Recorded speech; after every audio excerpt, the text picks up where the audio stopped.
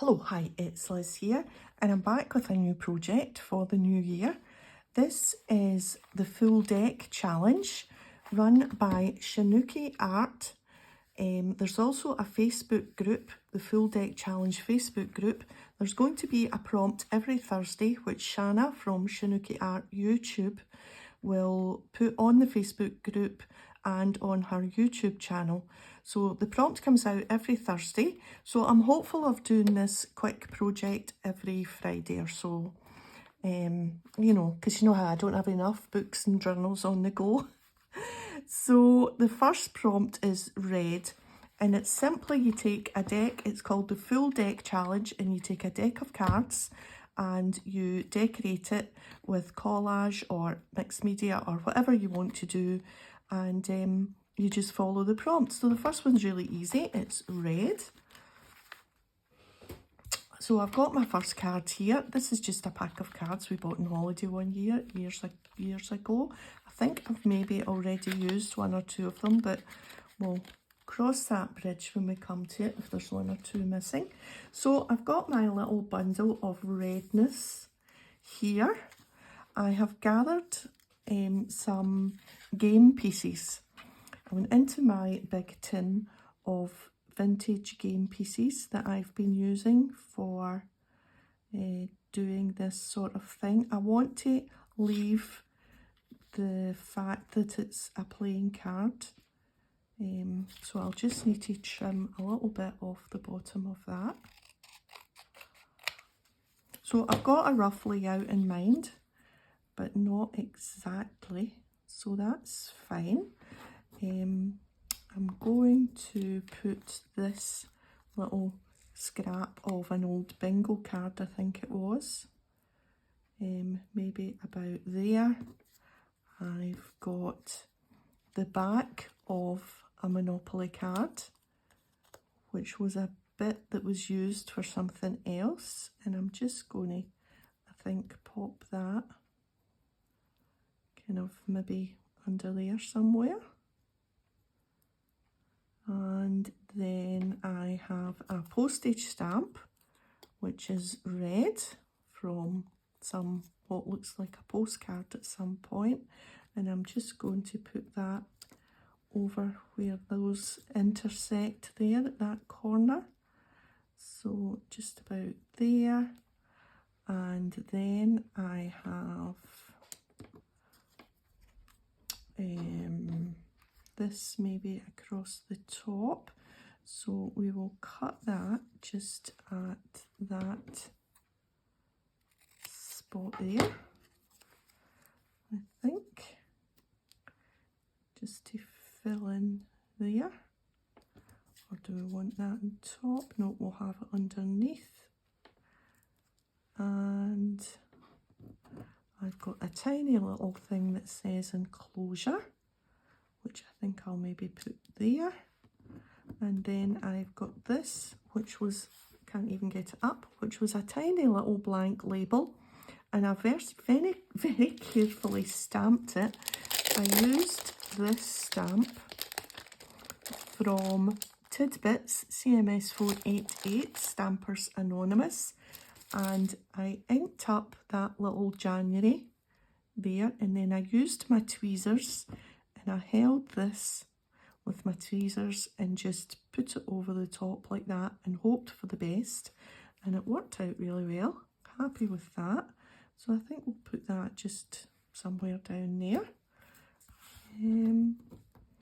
This is just a, I think it's a Tim Holtz label. I was just going to sit that on top of that, maybe something like that, and then a little piece of red fabric just to maybe stick out a little bit at the bottom somewhere. Yeah, so that is roughly how it's going to be. Yeah, so let's stick things down. So we want it kind of in order. So we'll put this at the top first. Just an odd, oh, and what we're going to do is you get one of these rings and punch a hole in the top, and then you should have 52 cards, if you've stuck with it, or however many you fancy doing. And yeah, it should be a nice wee project once a week, thereabouts. And if I fall behind, I might just do 2 a week because they'll be really quite easy to do. I'm just going to cut that tiny wee round bit off there. Right, and then it was this.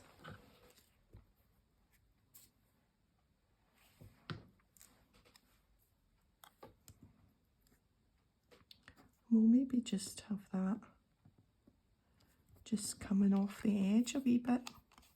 And I think what I might do is actually take it to the sewing machine and just go round the edge once I've done sticking. I'm going to put the fabric on next. So we'll just put a little bit there and a little bit on the back, in the hope that we're roughly on the right place.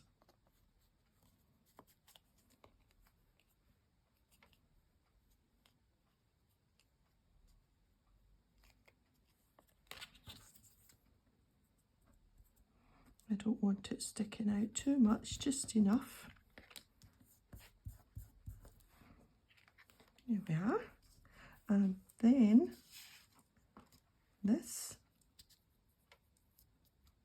here, good.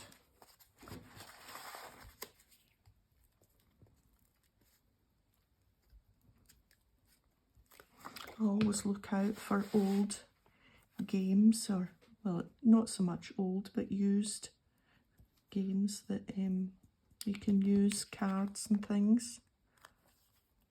Just move that up a tiny wee bit.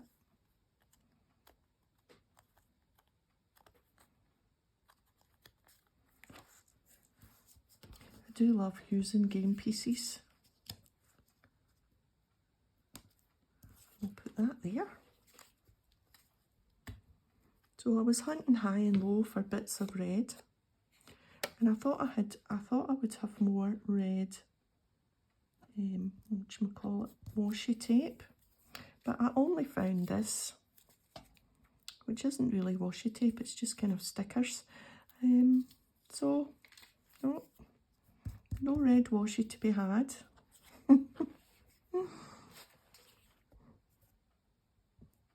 Something lacking in the stash. You think you've pretty much covered every angle, and there you are. No washi.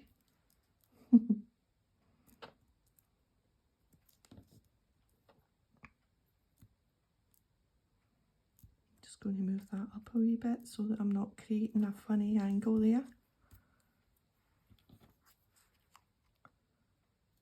Now we're going to put the stamp there, and then this there. Yep, we're on track.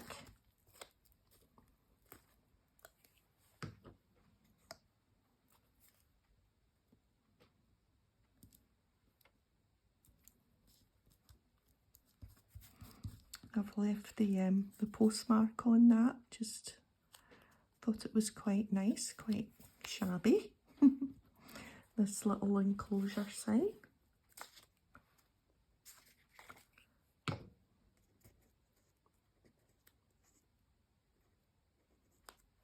I'm just going to turn that over because it's getting a little bit sticky.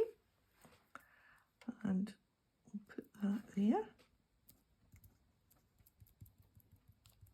And that just leaves my tiny label.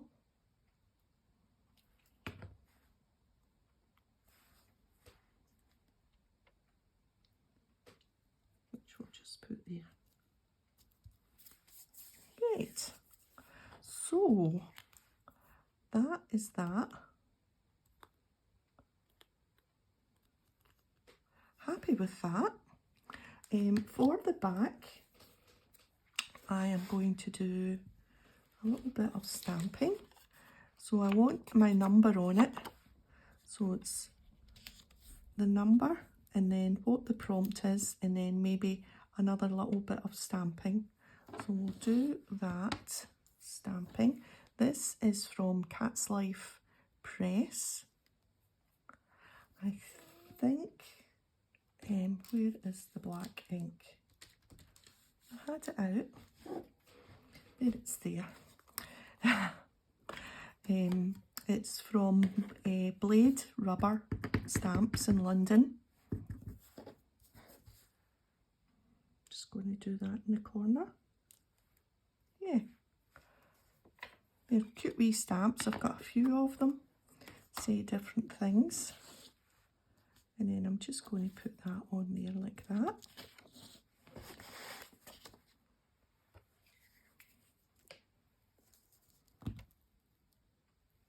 I think I'm going to really like this because it's nice, small project, and collage is one of the things I like doing the best.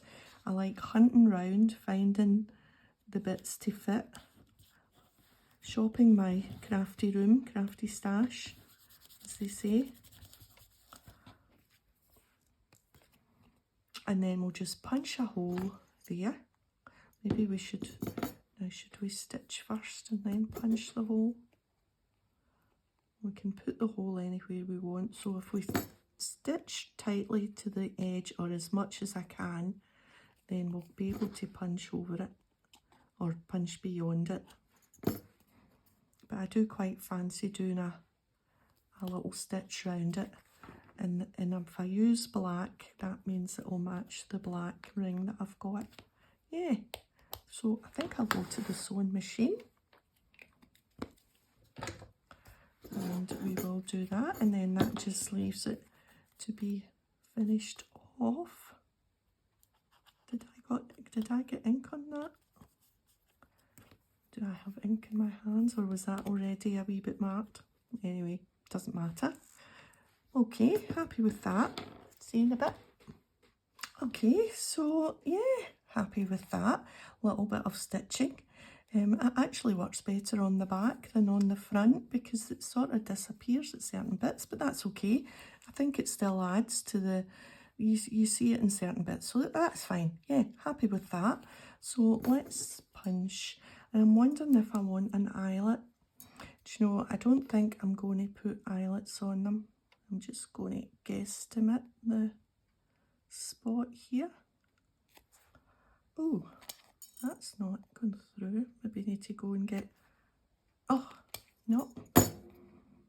Maybe need to get my crocodile. We'll go through it easier because that's quite sore on the old hand. Right, we'll try this. And this should go through it. This goes through all sorts of things. Right, we want the bigger one, which is a 3/16. And we can do it. We'll just move this in a bit, this little gauge. Right, about there. See how easy that did that. This has been one of the tools that has been worth its weight in gold, that's for sure. Right, and that just goes through. There we are. So number 1 on the ring. I wonder if I should just put a little bit of something on my ring. A little bit of ribbon or something, a little bow, don't know, we'll see. You know, I think I'm going to take it off just now because it's going to just sit on its own. Maybe once there's 2 or 3, it will be on the ring better. Yeah, okay, that's me done. Thanks for joining me today, and if you've enjoyed the video, a thumbs up would be great, and I'll see you next time. Bye for now.